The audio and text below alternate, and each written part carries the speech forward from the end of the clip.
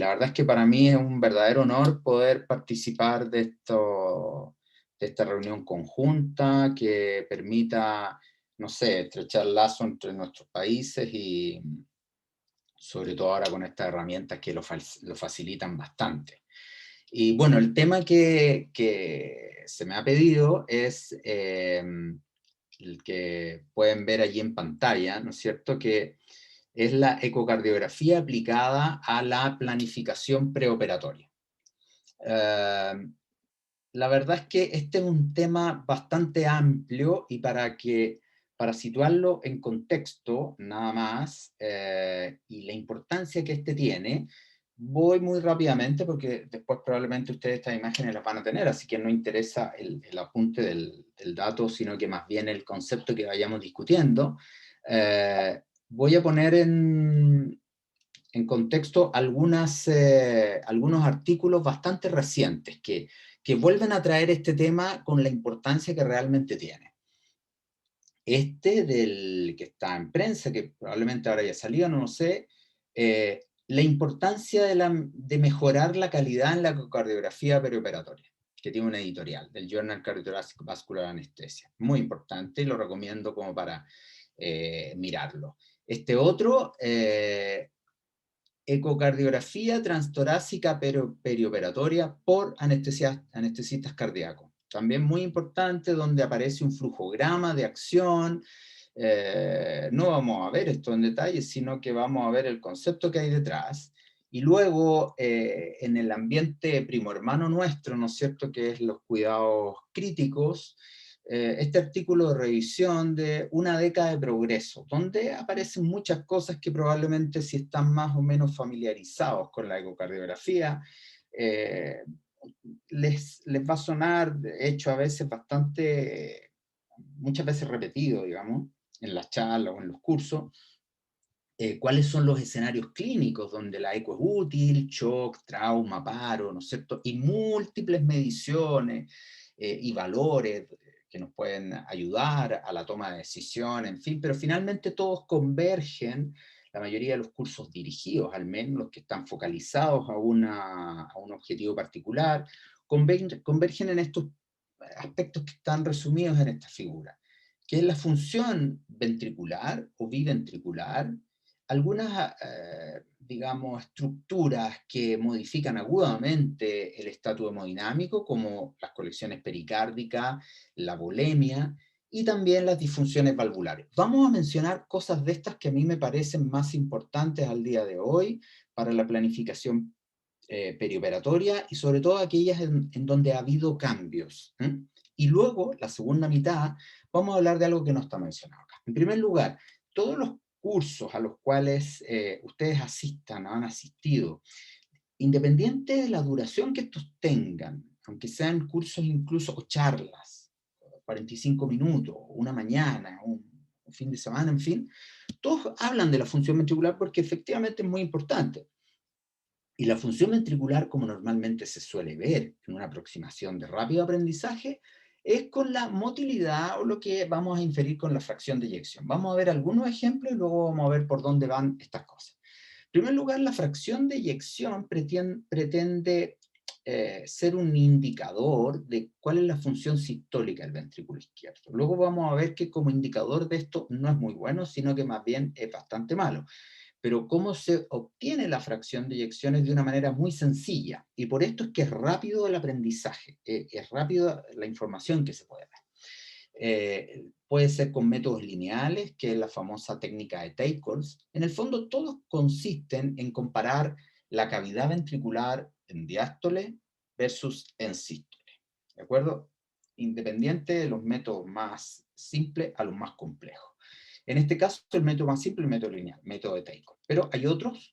Este es el método triplanar, que es un poquito más sofisticado, donde se ven en tres distintos cortes la cavidad ventricular. Este es un ventrículo izquierdo estrictamente normal. Luego el método Simpson es muy conocido, que es un biplanar. Este es un triplanar. El método Simpson es muy ampliamente utilizado. y otros más sofisticados como métodos 3D automáticos. Independiente de ellos, todos están mirando lo mismo y en ojos entrenados que están mirando frecuentemente cualquiera de estos métodos, en realidad el ojo entrenado se acerca a ellos.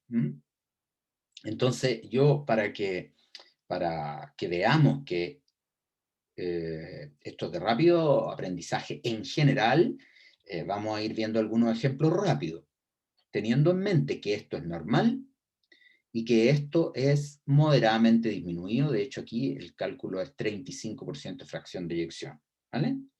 Normal, moderadamente disminuido. Entonces, ¿cómo es? Y aquí no importa ponerle un valor a la fracción de eyección en el aprendizaje rápido, sino que importa saber si es leve, moderado o severo.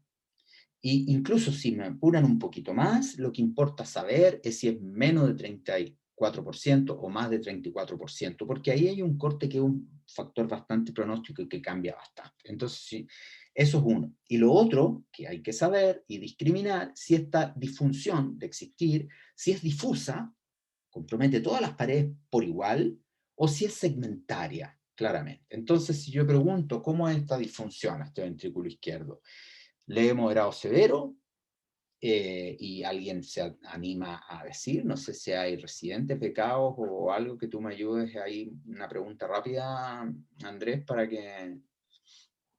Claro, vamos a preguntarle a la doctora Claribel. Leve, moderado, severo. Clary, tienes el micrófono abierto ya. Coméntanos. Muy rápido, leve, moderado, severo, difuso o segmentario. O sea, alguien quiere decir. Claribel. Comienzo yo. Bueno, esto es una... Espérate un momentico que le dé la conexión al micrófono. conexión al micrófono. Ya voy. Voy a abrir Bueno, los micrófonos, tratar de tener... toda la charla en esto, pero es Ya. importante. Ya les abrí los micrófonos, ya pueden abrirlos ustedes personalmente. Claribel. Buenas noches, profe. Qué pena, tengo problemas de conexión. No estoy viendo la imagen. Ah, bueno, entonces Maturana. Pero alguien aquí, Ingrid Tibocha, ha puesto severo. Listo. Vale, perfecto. Esto es severo. Aquí aparece otro chat, no sé si lo vas diciendo tú mejor, Andrés. Alguien ha puesto moderado. El doctor Vieda ha puesto moderado. La doctora Ángeles ha puesto moderado. Vale, perfecto. Bueno, esto, el número preciso, si es 30, si es 28, no importa. Pero vamos a convenir que esta es una disfunción severa. Y lo segundo que es importante, si alguien se atreve a comentarlo ahí, ¿les parece difuso o segmentario? ¿Hay claramente una pared que no se mueve y las otras se mueven bien, o es algo difuso? El doctor Gualteros dice severo y difuso. Vale. Gabriel Torres dice severo. Vale, muy bien. Germán Castillo difuso. Vale, muy bien. Esto es efectivamente, tal como han mencionado, y así vamos a ir pasando ejemplos más rápido para que no nos detengamos tanto. Esto es una alteración del ventrículo izquierdo severa y difusa. Incluso si miramos un poco más, tan poco dedito tiene este ventrículo que la imagen que vemos aquí es un trombo intracavitario que suelen asociarse a estas disfunciones ventriculares severas. ¿Vale? Muy bien. Leve, moderado o severo. Leve, moderado, severo, difuso, segmentario. De nuevo, la misma pregunta. Tú me vas diciendo si responden por el chat, si no... Sí, yo creo que es más fácil por el chat. Por el chat, más fácil, sí. Comenten. Anima más la gente, además. Germán dice difuso moderado, Ingrid moderado, Gabriel Torres moderado. Vale, perfecto. Convengamos ahí en una muestra muy rápida Sí. que esto es moderado. es moderado, podemos ir entrenando el ojo, pero lo más importante aquí es que esto no es difuso, esto es segmentario. Yo les voy a enseñar a mirar que ustedes tienen que intenten reparar aquí, en el centro de la cavidad, y ver cómo, mirando el ojo aquí, cuál de las paredes se acerca más, y si centran, me ven el cursor, ¿o no? Sí, se está viendo bien, Víctor. Vale. Entonces aquí se ve cómo esta zona de la pared se mueve, y esta de aquí no se mueve nada, ¿lo ven? Esta se mueve y esta no se mueve nada. Esta es una alteración moderada y segmentaria en un paciente que tenía una enfermedad severa de 3 vasos y que se operó de urgencia porque no era angioplastiable, y ustedes me dirán si la cirugía de 5 meses después les sirvió o no. Comparemos las mismas imágenes acá. ¿Cómo lo ven? Evidentemente ahora esto, se acostumbran a verlo, esto que no se movía nada, ahora sí se mueve. Esta es una alteración leve, prácticamente poca, y ya prácticamente no se ven alteraciones segmentarias más que aquí. Bien, otro ejemplo. Ventrículo izquierdo severamente dilatado, una disfunción, ya voy a ir apurando yo para que no nos detengamos tanto en esto, moderado severo, y este es segmentario, véanlo aquí. Este es el mismo corazón, pero tomado en ecos transtorácico y transesofágico. Verán que yo no hago mucho esta distinción ahora, porque no es importante para estos efectos, pero este es un infarto antiguo. El otro trastorno segmentario no era un infarto, era una isquemia aguda. Este es un infarto antiguo cicatricial, y esta es la pared que se conserva normal. Y fíjense cómo está este velo posterior rígido que no se mueve, parece un dedo fijo, lo único que se mueve y aplaude es este otro velo. Y esto genera la clásica insuficiencia mitral funcional severa de los ventrículos remodelados, infartados en la pared inferior por coronaria derecha. ¿Vale? Estas son cosas rápidas de ver, y esto se lo muestro rápido, una disfunción moderada y segmentaria muy clara, donde les enseño esta deformación, que es un aneurisma inferobasal, isquémico. Y aquí se ve un poco menos. Por tanto, con este gran aneurisma la función ventricular no es eficiente, por lo tanto la función ventricular cae. Bueno, esto es rápido de transmitir, esto es rápido de ver. Uno puede tener una cierta sensación de seguridad con esto, por lo menos distinguir si el corazón va normal o el corazón está francamente disminuido, y creo que con esto yo más o menos queda claro, y los que se han acercado al eco más o menos esto lo han podido objetivar. Con el ventrículo derecho pasa lo mismo. Con el ventrículo derecho lo que nos importa, si en el ventrículo izquierdo nos importaba esto, con el ventrículo derecho lo que nos importa es el movimiento del anillo lateral en esta dirección, que es lo que se cuantifica como TAPSE.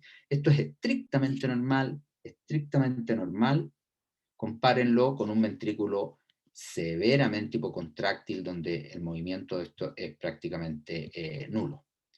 Este era un paciente que con un tromboembolismo pulmonar crónico, y de hecho aquí se observa un gran trombo en la aurícula derecha, cavidad derecha severamente dilatada. Terminó operado. Y este es otro ejemplo, ¿no es cierto?, de una disfunción ventricular severa, donde el anillo tricuspidio prácticamente no se mueve nada. Ahora, dicho esto, con respecto a la fracción de eyección, no todas son luces, también hay bastantes sombras, y lo importante es que uno reconozca estas sombras, las limitaciones. La fracción de eyección no habla de la contractilidad, que es esto, y la fracción de eyección es una resultante de la deformación de la cámara que permite que la sangre se expulse del corazón, pero hay mucho intríngulis en el medio, digamos, ¿no? Y una de estas son las variaciones de la poscarga. Entonces, una misma capacidad contráctil, según si yo lo pongo con baja poscarga o alta poscarga, puede tener fracciones de eyecciones completamente distintas, como lo que intenta mostrar estos dos ejemplos. Ustedes estarán de acuerdo conmigo que esta es una fracción de eyección normal, absolutamente normal, y que esta es una fracción de eyección baja, moderada o severamente disminuida. Pero resulta que esta está frente a una insuficiencia mitral severa, con poscarga muy disminuida. Y este ventrículo está frente a una poscarga muy elevada por una estenosis aórtica severa. Entonces, ¿qué es lo que pasa? ¿Tiene esta la contractilidad normal? No lo sabemos. porque puede que reparemos la válvula mitral, normalicemos la poscarga y ese ventrículo claudique, o al revés. ¿Es inoperable este ventrículo porque tiene una fracción de eyección de 28%? No lo sabemos, porque a lo mejor le cambiamos la válvula aórtica, le baja la poscarga y vemos a la semana que este ventrículo tiene una fracción de eyección de 38%, le subió 20 puntos. Esto quiere decir que no estaba totalmente dañado. Puede que haya fibrosis y todo, pero hay muchas zonas de reserva donde puede mejorar. Por lo tanto, siempre la fracción de eyección, que puede ser muy fácil de ver, lo más difícil y donde uno se suele equivocar es que no se interpreta en el contexto. ¿De acuerdo? Que siempre se debe estar relacionando con las condiciones de carga para ver si esto verdaderamente me dice o no cómo está la contractilidad. Por lo tanto, en una insuficiencia mitral no me puedo fiar.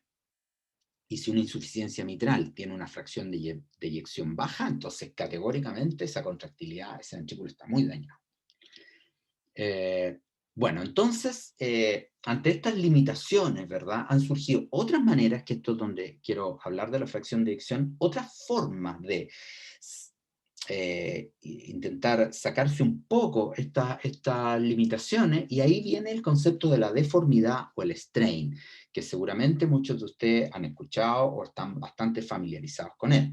El strain, si la fracción de eyección era este cambio, ¿verdad?, de la cavidad en sístole y en diástole, el strain es el cambio de la magnitud de acortamiento de cada segmento longitudinal. O sea, si el segmento, no sé si en video con ustedes haciendo con la mano, si el segmento medía esto y en la contracción llega a la mitad, entonces es un acortamiento del 50%, que normalmente no es así, lo normal es alrededor del 20%. Eso es lo que busca el strain.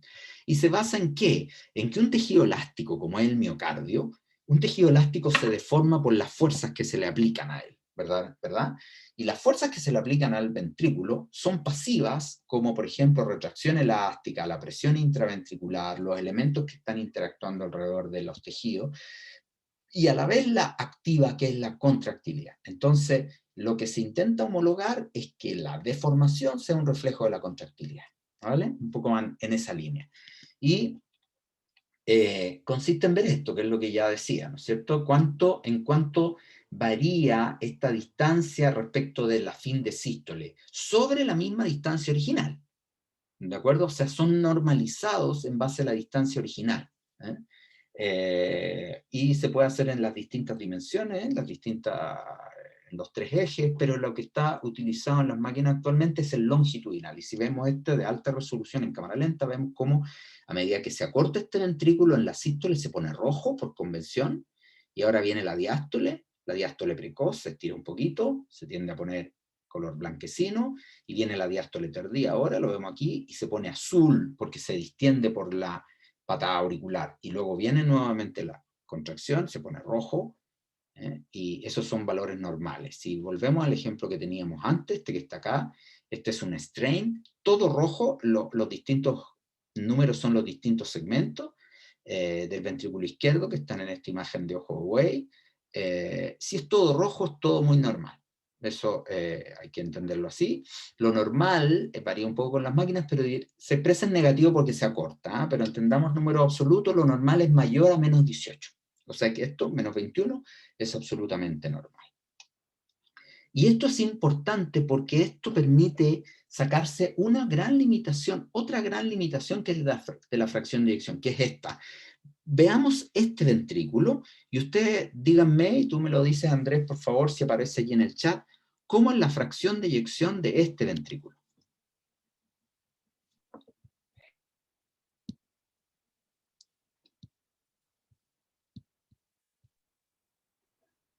Vamos a ver quién participa en esa pregunta. Los residentes. Maturana, Claribel, Genji, Botero. Están callados. Esto es interesante, o que escriban, digamos. ¿Qué les parece? La fracción de eyección, recuerden, es la comparativa de la cavidad de la diástole y la sístole. No es más que eso, sin complicarse más. Pero aquí comenzaron a responder. Andrea Marín dice, subjetivamente se ve bien. Ingrid Tibocha, visualmente normal. Juan Ospina, normal. Jorge Walteros, que creo que es cardiólogo, dice muy buena fracción de eyección, sin embargo solo conserva stain inferolateral. Andrea Marín, pero está hipertrófico. Yenji le dice yo lo veo normal. Joan Guevara, normal. Muy bien. Caribel, se ve buena contracción de las paredes. Carlos Maturana, pero no se relaja, parece. Muy bien, muy bien. Yo creo que con eso tenemos una excelente muestra. Efectivamente, la fracción de eyección es normal y está bien medida. Es así, si uno la mide y la cuantifica, es normal. Pero existe esta es otra de las limitaciones de la fracción de eyección, que ocurre por un problema matemático, digamos, geométrico, en todo corazón hipertrófico, como lo intenta mostrar este gráfico de aquí. La relación entre strain y fracción de eyección siempre se intenta decir que es más o menos por 3. O sea que un strain de 15 tiene una fracción de eyección 45. Falso. Eso ocurre en condiciones normales, pero nosotros no tenemos enfermos normales. O sirve como una relación, digamos, muy general. Pero esta relación se pierde absolutamente en el corazón hipertrófico, donde hipertróficos son cada uno de estos, son distintos septos cada vez más gruesos en la medida que aumenta. Y lo que dicen esto, que muestra este gráfico, es que las fracciones de eyecciones para corazones muy hipertróficos, el del ejemplo está acá, pueden tener fracciones de eyecciones muy altas, pero requieren muy poca deformidad longitudinal para lograr esa fracción de eyección, por la hipertrofia, por la morfología de la fibra. Entonces, un poco parecido a lo que ocurre con la insuficiencia mitral, la fracción de eyección da una falsa sensación de seguridad en todo corazón hipertrófico. Y no nos podemos fiar de ella diciendo que este ventrículo está sano. De hecho, es un ventrículo, es un paciente con una amiloidosis cardíaca, y ahí el strain longitudinal global, por eso está GLS de las siglas en inglés, el strain o deformidad longitudinal global, sí nos permite ver que está severamente disminuido, menos 7, cuando es menos 10 o menos 12 hablamos de que está severamente disminuido. Así que esta es otra de las utilidades del strain, que yo diría que cada vez se aplica más y debiera aplicarse, ojalá, si las máquinas lo tienen, pero no está ampliamente distribuido, pienso yo, en todo corazón hipertrófico. Muy bien, y esto también se aplica al ventrículo derecho. Este es el ejemplo que ya había mostrado antes, que es un ventrículo derecho severamente hipocontráctil, más encima con una insuficiencia tricuspidia severa, y que si vemos por TAPSE, por la velocidad del anillo tricuspidio, y también por el strain de la pared libre del ventrículo derecho, que en este caso es menos 12, también está severamente disminuida. El corte para el ventrículo derecho, el ventrículo derecho tiene un 80% de motilidad longitudinal por su fibra, así que casi todo el longitudinal el corte es más alto. Lo normal es que sea superior a menos 21. El izquierdo, que no es tan así como el derecho, el corte un poquito más bajo es 18. Entonces, este ventrículo derecho para el libre, 12% está severamente deprimido. Por lo tanto, también se aplica en ventrículo derecho. Entonces, ¿cómo podemos resumir un poco esto de la deformación longitudinal global? Identifica disfunciones subclínicas, tiene importante información diagnóstica y pronóstica, en quimioterapia ha ayudado mucho en la valoración de respuesta a tratamiento, y podemos resumirlo diciendo que tiene una buena correlación y predictor de outcome, y buena correlación con fusión del ventrículo izquierdo, y se ha estado utilizando en algunas guías, y ya lo vamos a mencionar, de valvulopatía, sobre todo para intentar inclinar la balanza en pacientes que están en el límite de la indicación quirúrgica o no. Si queremos un número, bajo 12%, mal pronóstico y disfunciones severas. Y en general, esto también sería un dato que lo he puesto importante a retener. Cuando la fracción de eyección es normal y el strain es menor de 16%, uno debiera asumir ya que hay una contractilidad disminuida. Ahora, mencionábamos luces y sombras de la fracción de eyección, y vimos poscarga, vimos hipertrofia, y desde luego que lo otro es la precarga. Y en la precarga, solo lo menciono más rápidamente, desde luego porque quizá es una aproximación más rápida de valorar, la vena cava es una de las más importantes. Y a esto, en situaciones agudas, también se debe asociar. Si estamos en un escenario agudo de alteraciones digamos, no crónica, hay que relacionar estas mediciones con el débito cardíaco, que en general lo podemos simplificar un poco midiendo con Doppler pulsado el flujo en el tracto salida del ventrículo izquierdo. Ecotranstorácica no es tan difícil de hacer en las proyecciones apicales. Doppler pulsado, para los que estén más familiarizados ya lo sepan, ¿no es cierto? Y hablamos de que se hace esta integral, la máquina arroja el valor en centímetros, sobre 17 es normal. Hay gasto normal, diríamos, en forma muy práctica. Ahora, no quiero tampoco dar la idea de que la deformación, el strain, soluciona todos los problemas de la fracción de eyección, no, porque también es dependiente de la pre y poscarga, pero podría identificar aquellas disfunciones cuando la fracción de eyección todavía es normal. ¿Por qué? Porque esta está influida por las fibras subendocárdicas, que son las que hacen el movimiento longitudinal, la fibra subendocárdica, que es donde empieza a haber disfunciones por isquemia subendocárdica, es donde comienzan las alteraciones ventriculares y el engrosamiento radial todavía compensa, cuando ya ha comenzado a disfuncionar la función subendocárdica. Bueno, salimos de función ventricular y quiero referirme porque muy recientemente, recomiendo, ¿no es cierto?, salieron publicadas la actualización de la guía del American College of Cardiology, American Heart Association del manejo de pacientes con enfermedad valvular. Hay algunos cambios, pero no nos vamos a entrar en detalle con ellos. Yo solamente he seleccionado una patología porque ha variado bastante su conocimiento con el advenimiento de los recambios percutáneos, que es la estenosis aórtica. Y digo esto porque cada vez más el anestesiólogo se va a ver enfrentado a pacientes con estenosis aórticas severas que pueden llegar a pabellón. Antes, probablemente, la estenosis aórtica severa se entendía como una pura entidad, una sola. Resulta que en realidad la estenosis aórtica severa es un degradé, no todas son iguales.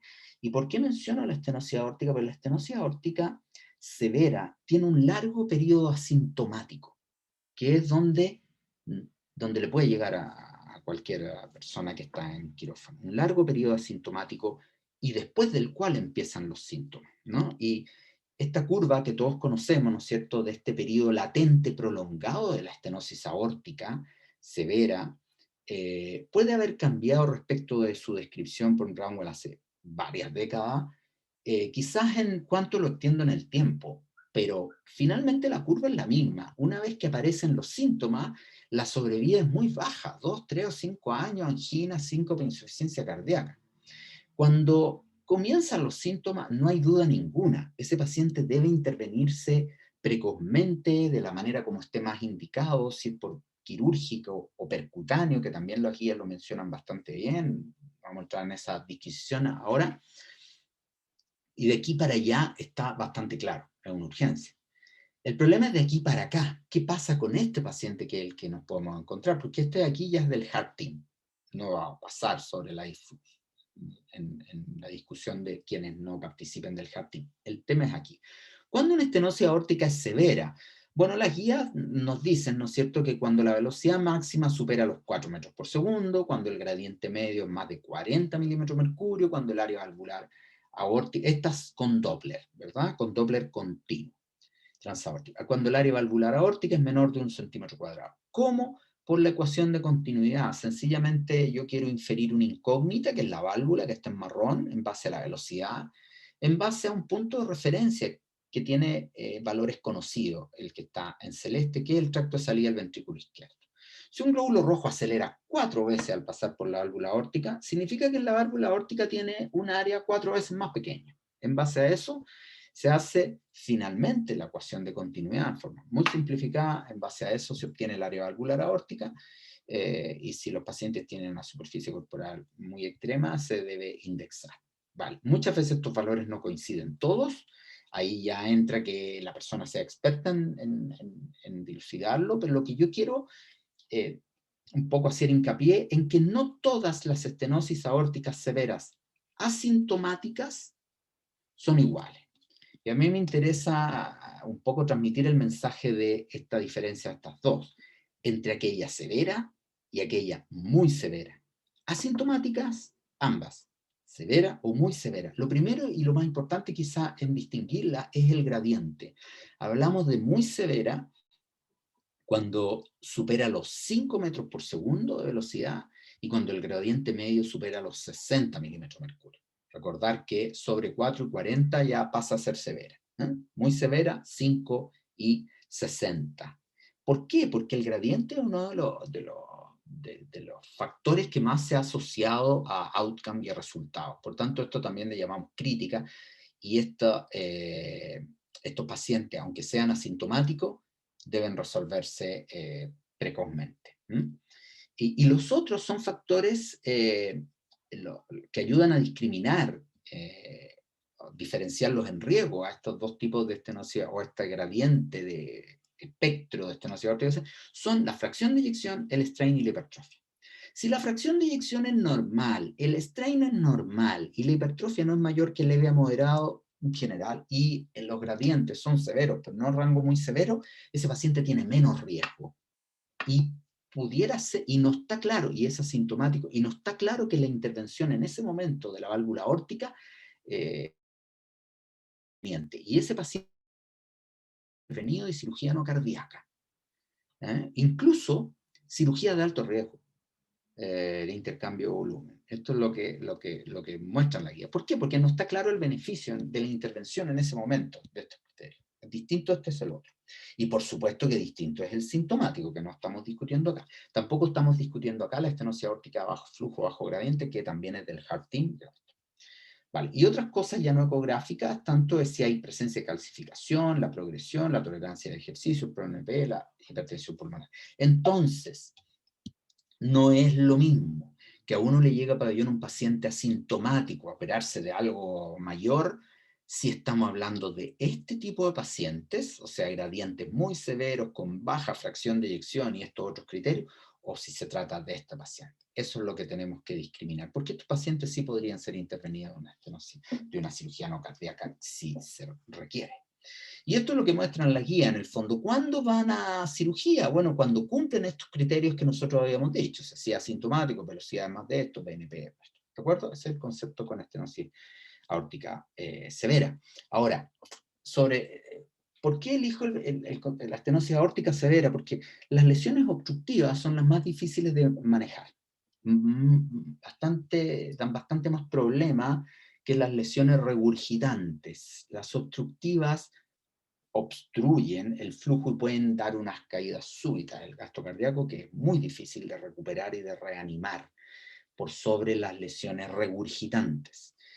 Lo mismo pasa con la estenosis mitral, pero esto no puse ninguna diapositiva porque no ha cambiado tanto la estenosis mitral, simplemente pensándolo así un poco ahora.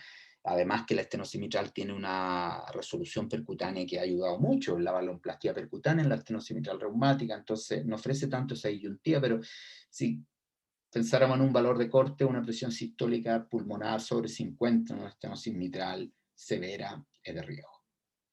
Y desde luego si es sintomática.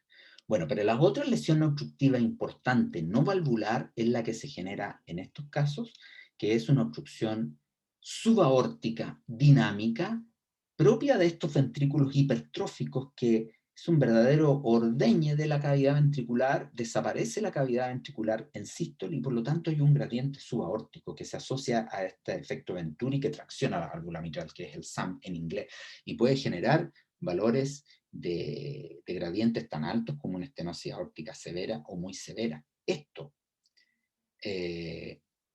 modifica categóricamente el plan quirúrgico, porque estos pacientes se tienen que manejar con vasopresores y volumen, y evitando todo lo que es vasodilatador, inotrópicos, diuréticos, porque aumentan la obstrucción subaórtica. No vamos a mejorar el ventrículo, pero sí podemos hacer bastante evitando lo que favorece su obstrucción.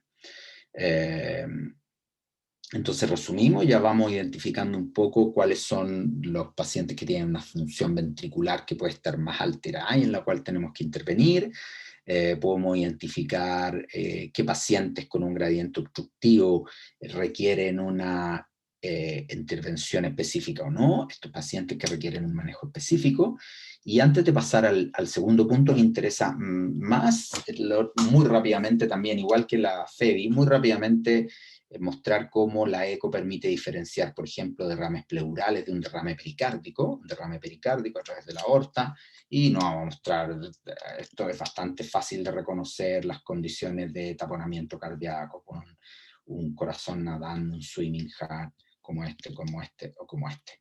Solo lo menciono estos casos de taponamiento pericárdico porque en general no se van, pero con esto hemos dicho algunas cosas que son más nuevas de función ventricular. Pericardio y vasos es algo más de lo agudo, que no vamos a entrar, y hemos dicho algo importante sobre las válvulas, que me parece importante, sobre todo que ha aparecido esta actualización. Esto se entrega en los cursos bastante, pueden que estén bastante familiarizados, pero hay un concepto acá que no está dicho, y que es lo que vamos a referirnos ahora, que es cómo está el llenado, y esto es donde yo quiero detenerme ahora, que es la segunda parte de la exposición, el llenado ventricular, porque no está mencionado, se transmite menos. Esta es la curva de presión ventricular, esta es la curva de presión auricular en un corazón normal. Y ustedes se fijan que este es el flujo transmitral. Y ustedes ven que hay mayor flujo dependiendo de la diferencia de gradientes entre estas dos cavidades, tal como está acá, ¿no? Hay que relacionar siempre esta diferencia de presiones con este flujo. Y esto es normal, estamos en la situación A, donde hay una muy buena relajación del ventrículo, y la precarga, o sea, la volemia no está aumentada, está normal. Y este gran gradiente es por gran relajación. A medida que el ventrículo envejece, la relajación va siendo más lenta, y es lo que intentamos mostrar aquí. Es más lenta la relajación. Pero la presión de la aurícula sigue siendo normal, la precarga no ha aumentado, pero como es más lenta la relajación, entonces el gradiente de llenado también empieza siendo más bajo, y gran parte del volumen entra en la contracción auricular. Estamos en la situación B, y en la situación B, como estamos acá, ¿de acuerdo? Una onda E más baja que la onda A. Pero luego, si con esta relajación alterada empieza a aumentar la precarga, entonces ocurre esta curva que vemos aquí. Sube la precarga, la presión de la aurícula izquierda, se mantiene la relajación alterada, pero el gradiente entre aurícula y ventrículo empieza a ser muy similar al que teníamos en la condición normal, por eso se llama pseudonormal, y por eso el flujo EA transmitral vuelve a ser indistinguible de lo normal. Esta es la situación C. Pero esta situación C tiene muy mala relajación y mucha precarga, mucho llene. Por eso es pseudonormal, ¿de acuerdo? Y si esta situación es más avanzada, se hace más irreversible y aumenta más la presión de llenado, lo que vamos a ver es esto. Un corazón que se hace restrictivo, que se llena principalmente al comienzo de la diástole, y luego ya no recibe más volumen porque no es capaz, ¿de acuerdo? Y tenemos esta relación EA, que suele ser mayor de 2,5. Este es el patrón restrictivo. Entonces, si yo pienso, bueno, está muy bien con el parámetro EA, puedo distinguir un poco solamente porque la A y la B tienen un patrón normal. Entonces me falta incorporar otro actor en esta ecuación. A mí me interesaría saber si un EA normal o no se produce porque hay una buena entrada de volumen por un corazón bastante, digamos, que se relaja muy rápidamente y que succiona muy bien y deja entrar mucha sangre, o se produce por un empuje desde atrás. Y ahí entra la función de valorar el anillo mitral, que es esta onda E'. Entonces, podemos decir que la onda E nos habla del gradiente entre aurícula y ventrículo. Pero si incorporamos esta onda E', nos va a decir cuánto se mueve el ventrículo, que viene a ser un reflejo de cuánto volumen entró. Entonces, si tengo una misma onda E, pero la onda E' es muy pequeña, entonces esa onda E se produce por empuje, pero entró poco volumen. Y es poco sano. ¿Qué es sano? Que haya una gran onda E', que la onda del anillo mitral se mueva bastante, porque eso significa que el ventrículo es elástico y permitió entrar mucho volumen. Al revés, lo contrario. Si esta onda E' es muy baja, esto hablado de un corazón enfermo. Y esto es lo que son valores normales. Entonces, establecemos el radio. ¿Qué gradiente para qué volumen entró? ¿No? Ojalá que esto sea alto, el denominador alto, por lo tanto el ratio E' sea bajo. Ratio E' bajo, normal. Ratio E' alto, presiones de llenado elevadas. El ventrículo se llena por empuje. Entonces, estos son los valores que hay que recordar de E'. Alta, mayor de 14, baja, presión de aurícula izquierda baja, menor de 10. Conserven estos valores y vamos a hacer... y bueno, y si a esto le agrego otro par de factores, como el volumen de la aurícula izquierda y cómo está la presión de la arteria pulmonar, intento yo discriminar en esta cantidad de valores. Sencillamente lo que interesa es aquellos pacientes que tienen la presión de llenado elevada de los que no tienen la presión de llenado elevada, que es lo que vamos a ver con ejemplo. Eso es lo que interesa en lo agudo, en la planificación preoperatoria, que me parece que es muy importante. Entonces aquí vamos, esto del derecho, no, esto no lo vamos a ver ahora. Aquí me interesa que, a ver, Fabricio, si volvemos a preguntar. Hay que relacionarlo siempre con la fracción de eyección. Esta fracción de eyección, esta es el EA y este es el EE'. ¿Qué les parece las presiones de llenado con que está funcionando ese ventrículo?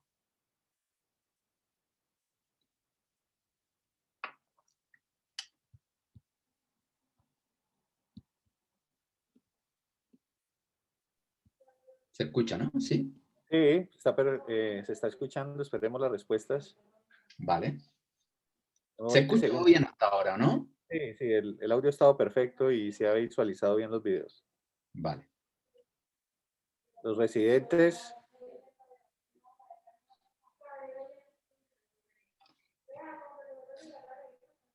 Y los participantes que quieran dar su opinión también. Por supuesto.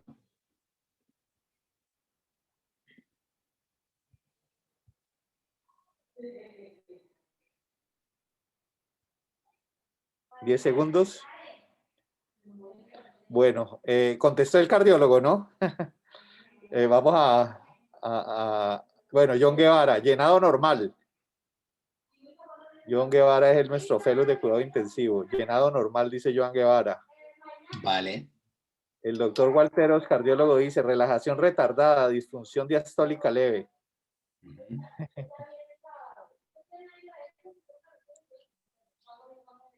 Gabriel Torres, fracción de eyección disminuida. Vale. Un residente, el fellow de primer año de cuidado intensivo, el doctor Soto, función sistólica comprometida.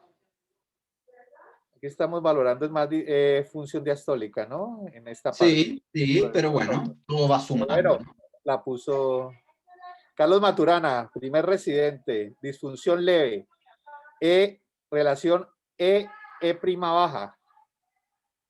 Vale. Perfecto, Vale, muy bien. Dejémoslo ahí. La fracción de eyección, consideremos que está normal y es no hay trastorno segmentario, puede tener 55. Bueno. Y tal como mencionaban, esto sugiere que no hay presiones de llenado elevadas, que es lo que importa acá, porque el E' es baja, y además hay que ver los valores absolutos, y se los digo aquí para adelante. La onda E, mirar siempre el valor, es de 0,5. Una onda E baja que se acerca a 0,5, en general, nada muy grave está ocurriendo en ese ventrículo. No hay un ventrículo que esté sobrecargado, no hay una gran sobrecarga de volumen, no hay una severa valvulopatía, no hay una severa disfunción diastólica, y en general es un ventrículo que suele estar y suele llegar bastante bien tratado, o incluso pasado medio hipovolémico, pero en general no ofrece un problema hemodinámico severo, ¿vale? Y tal como han dicho, ¿no es cierto?, esta es una disfunción diastólica leve, con presiones de llenado baja, con ondas E bajas. Esta otra, con esta función ventricular y que tiene estos valores, así, pam, pim, pam, pim. Y esto, este gradiente de insuficiencia tricuspide que habla de hipertensión pulmonar. Entonces, ¿cómo está este presiones de llenado? Y esta EA.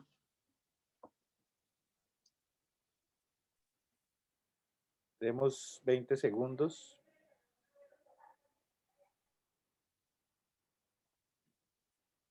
Bueno, la doctora Marín, residente de tercer año, dice EA elevada, tipo C. Muy bien. El doctor González, residente de tercer año, patrón restrictivo, onda EA mayor a 2.5. Muy bien. La doctora Ingrid Pibocha dice presiones elevadas. Genji Sakamoto, residente de tercer año, dice EA elevada. Perfecto. Esto está más o menos claro, lo veo, ¿verdad? Que muy bien. Y mirar el valor, además. ¿Ah? Mirar el valor de la onda E, una onda E que se acerca al metro. Luego vamos a importar lo importante del valor. Muy bien. Ahora les pongo este otro ejemplo porque empezamos con ejemplo, este es el que ya hemos visto de la sarcoidosis. Presiones de llenado elevadas, ¿verdad? Este paciente que tiene una fracción de eyección normal, pero un strain muy disminuido y un patrón que parece ser normal, pero en realidad es pseudo normal, con una onda E prima muy pequeña y una onda E que 0,8, o sea, una onda E de 1,3. Y este otro son dos llenados restrictivos en pacientes con estenosis aórtica con disfunción sistólica severa. Cuando el llenado restrictivo, un paciente que ingresa con una onda, con una EA mayor de 2,5, que supera el metro por segundo, que se acerca al metro por segundo, ese es un paciente de alto riesgo que si llega a pabellón, lamentablemente llega en una situación no compensada, o porque no fue posible compensarlo, o porque sencillamente no ha pasado por el manejo de un cardiólogo clínico que haya puesto una terapia médica full. No debe llegar un paciente con un cardiópata, no debe llegar a una cirugía con un llenado diastólico restrictivo. Esto debe llegar con una terapia médica avanzada. Entonces aquí es donde empieza a ser interesante. Todo lo que nosotros hemos hablado y que les he mostrado hasta ahora, estamos hablando de disfunciones diastólicas, o sea, son pacientes cardiópatas que tienen una disfunción diastólica de base y que tienen una insuficiencia cardíaca. Y que lo que yo debiera procurar es que si llegan a una cirugía no cardíaca que no es postergable, una cirugía oncológica o como sea, lleguen de la mejor manera a pabellón, a quirófano. Entonces, si llegan con ese patrón restrictivo, entonces les falta tratamiento médico. Debieran llegar con un patrón EA, ojalá menor a 1, ojalá una onda E cercana a 0,5 y no superior a 1 metro.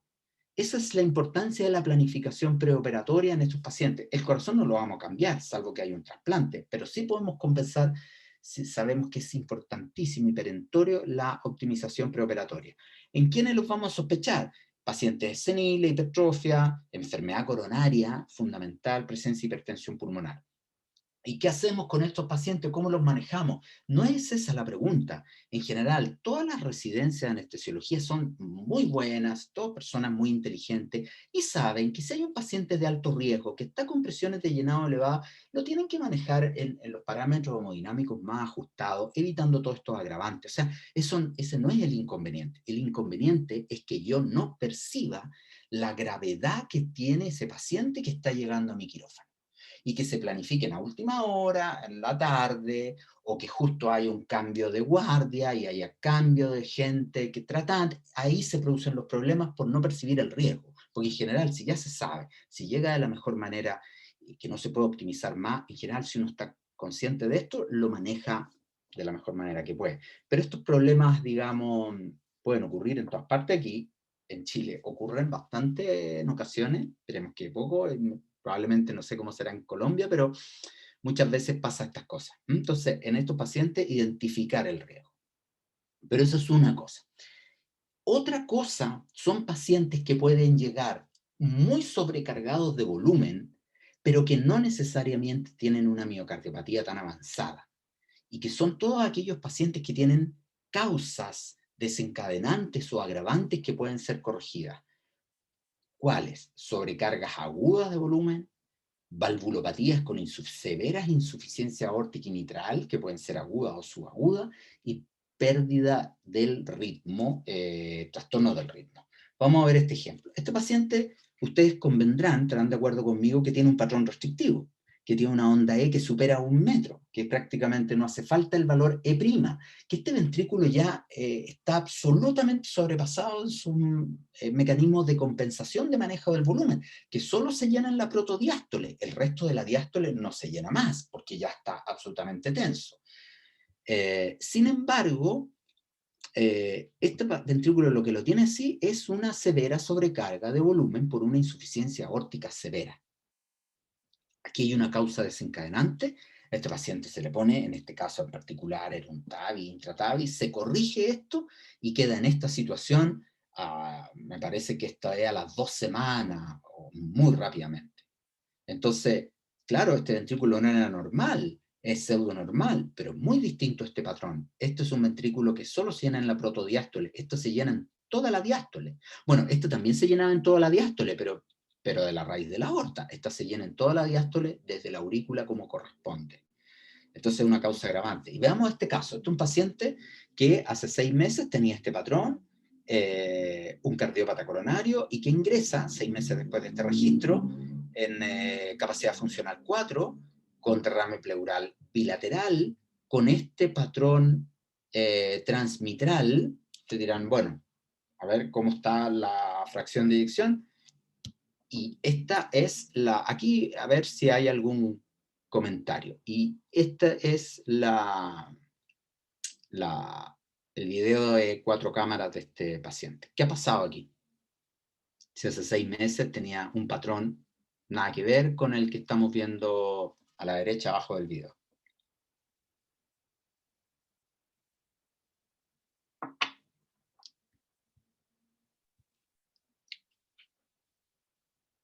Parece un poco más difícil, pero si uno se da cuenta, los problemas gordos al final siempre son una resolución fuertota, digamos. No son cosas rebuscadas. ¿Bien? Dejamos unos segundos, si no, sigo yo, pero si alguien se anima, bienvenido. ¿Algún residente? R3.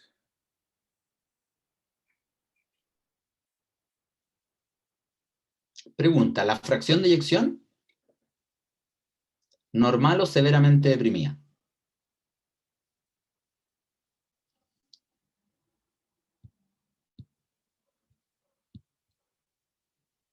Normal. Álvaro González, R3, dice fracción de eyección normal. Pasó a ser restrictivo, pone alguien, ¿no? Vale, muy bien. Patrón restrictivo, la doctora Marina, R3. Muy bien. Pasó de un patrón pseudonormal a uno restrictivo, el doctor Yengi, R3. Muy bien, muy bien. Quedémonos con esa idea. Muy bien. Bueno, aquí en 6 meses no se puede haber deteriorado tanto el miocardio.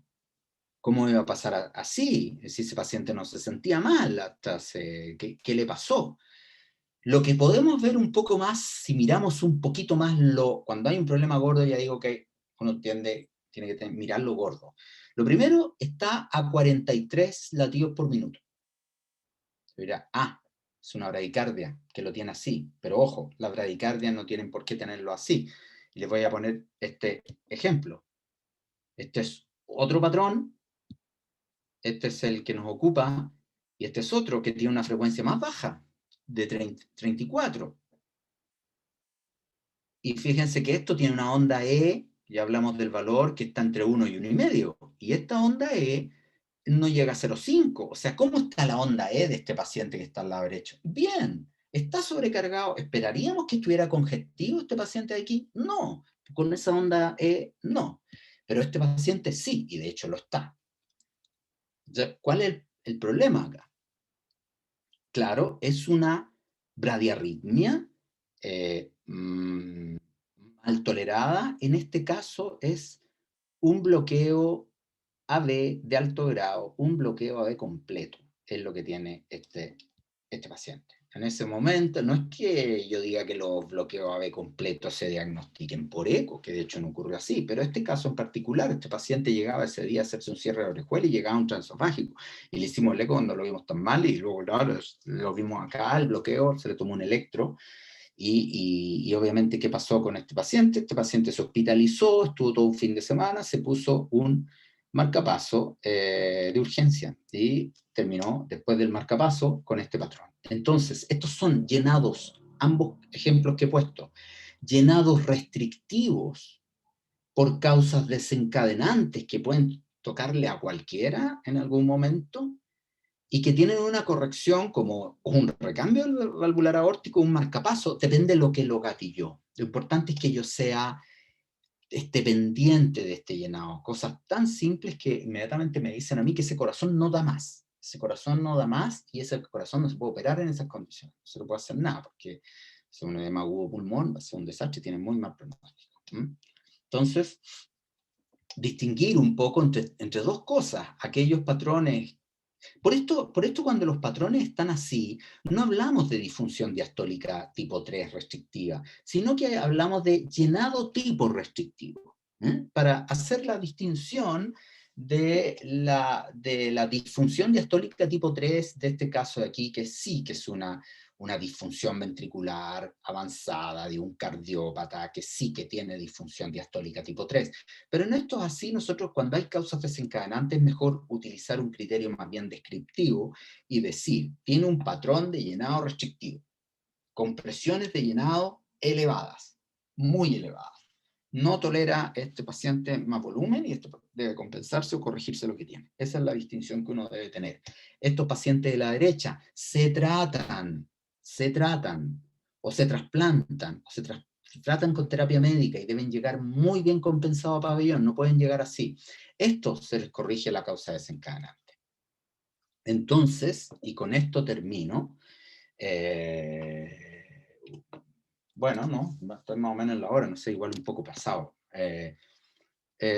Con esto termino para transmitir un concepto que me parece importante y redondear esto. Son muy distintos aquellos pacientes que llegan con un patrón de este tipo, con una onda E baja, vuelvo a decir, bajo 0,5, que se deben a una relajación anormal, pero que no traducen precargas elevadas, en general tienen buen pronóstico, van a andar bien, son pacientes compensados. ¿Pueden elevar estos pacientes presiones de llenado? Sí, sobre todo cuando hay taquicardias. Sí, podría ser, pero paciente que llega así a pabellón sería lo ideal en buenas cuentas. En cambio, este paciente restrictivo debo identificar causa desencadenante corregible y atacar sobre ella. Y si no, compensarlo, como ya he dicho bastante. Estos pacientes, ¿con qué frecuencias van mejor estos pacientes? A ver si alguien me dice. Se manejan muy distintos. ¿Qué frecuencias van bien en A? O mejor dicho, ¿qué frecuencias van bien en B? ¿Cómo tienen que ir estos pacientes en B? ¿Qué puede descompensar a estos pacientes de B? Estos pacientes, aquí sigo yo mejor para no alargarlo más. Estos pacientes, o alguien que diga, a ver, no, ya alguien que diga algo. ¿Qué frecuencias van bien en B? ¿Cómo se manejarían las frecuencias cardíacas de estos pacientes B? Profesor Benítez, Javier, con frecuencias de 70, profesor Benítez. El doctor Enríquez, mejor bradicardia, evitar taqui. Andrea Marín, evitar taquicardia. Carlos Maturana, residente, todos ellos. La Velo descompensa la taquicardia porque no logra llenar el ventrículo lo suficiente. Mejor Anderson, bradicardia. que no Vale, tenga dejémoslo ahí. taquicardia. Consensuamos que en general mejor bradicardia, evitar taquicardia, todos han mencionado, ¿no? ¿Verdad? Bueno, esto es quizá una importante idea a transmitir. No, estos pacientes no van bien con bradicardia, y esto es el mensaje un poco que sirve este bloqueo de completo. Estos pacientes se descompensan con una bradicardia. ¿Por qué? Porque estos pacientes solo se llenan en la protodiástole, como había entregado esas capsulitas, ¿no es cierto? Solo se llenan en la protodiástole.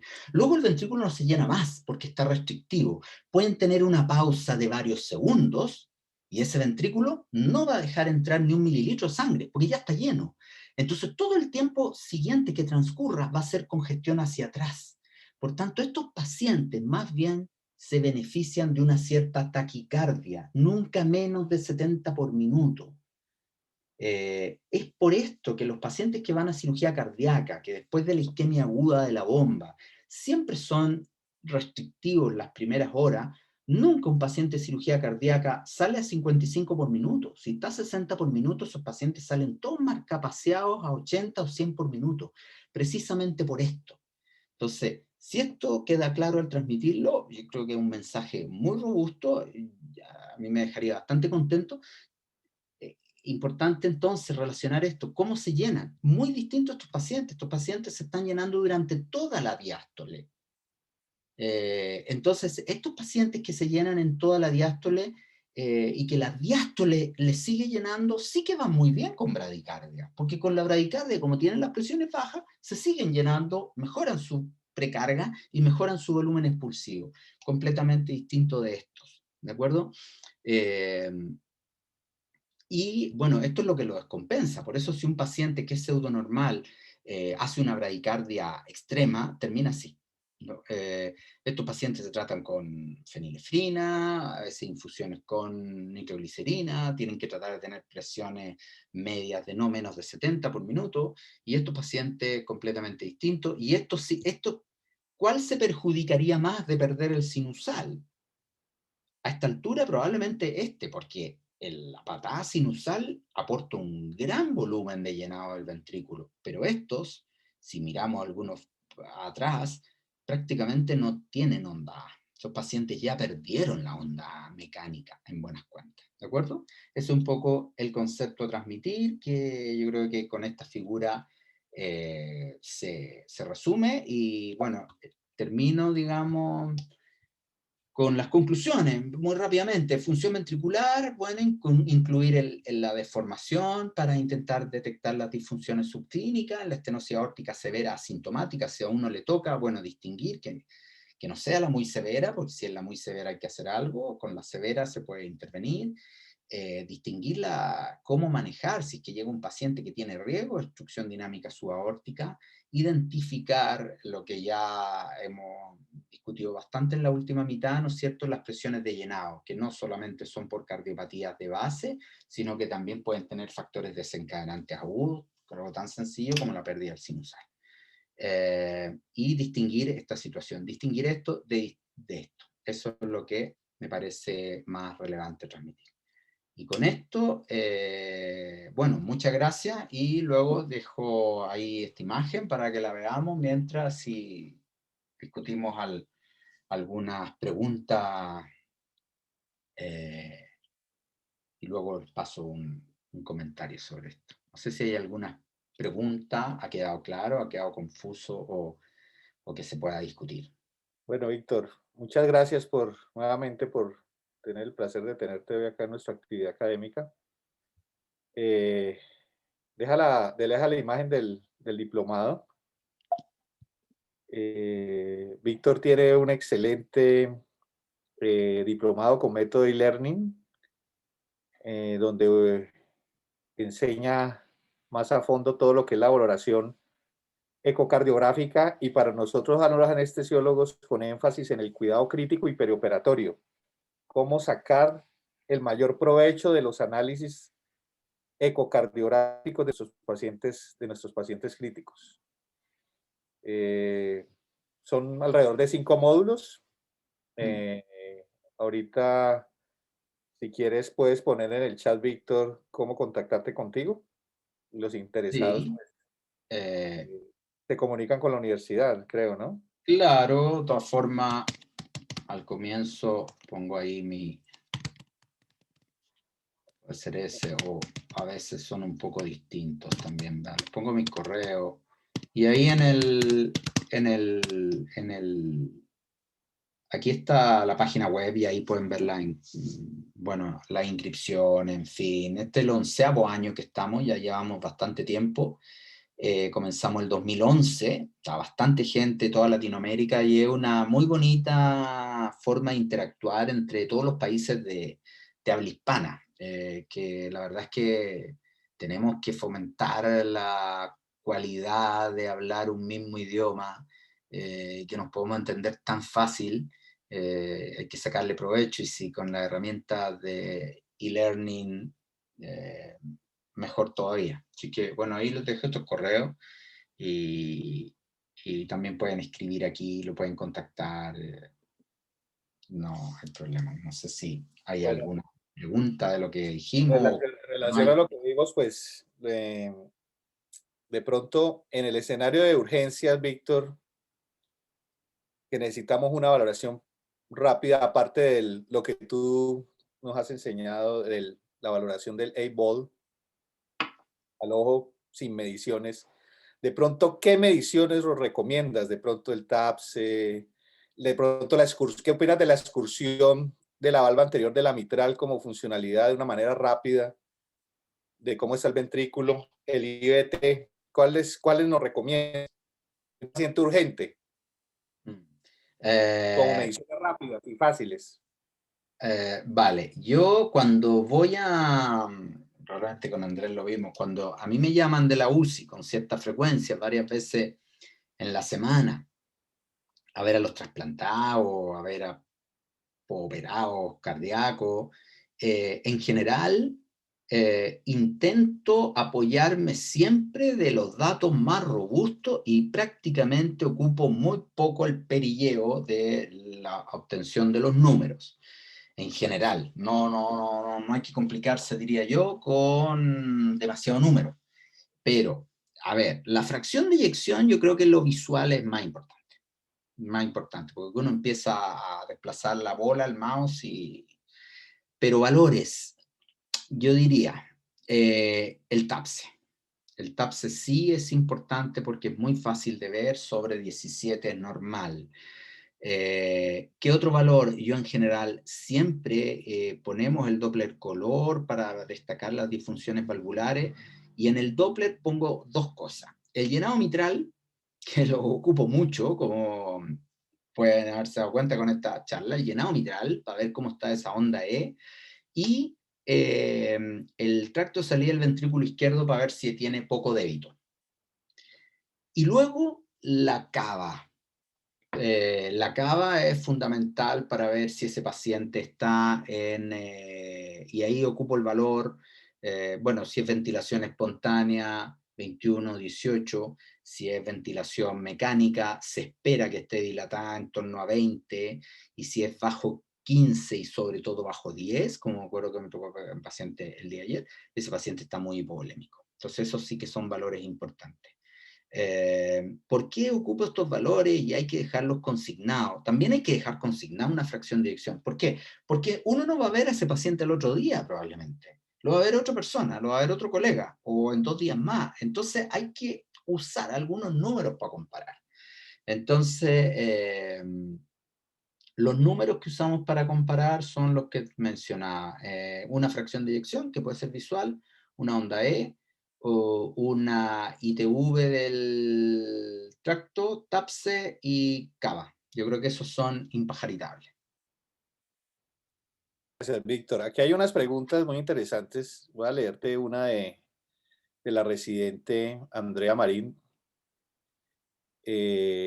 Respecto a la correlación de la medición ultrasonográfica del volumen sistólico a partir de la medición del BTI versus el volumen sistólico de los sistemas de monitoreo mínimamente invasivos como el Volume View de Edwards o del clásico Swan-Ganz.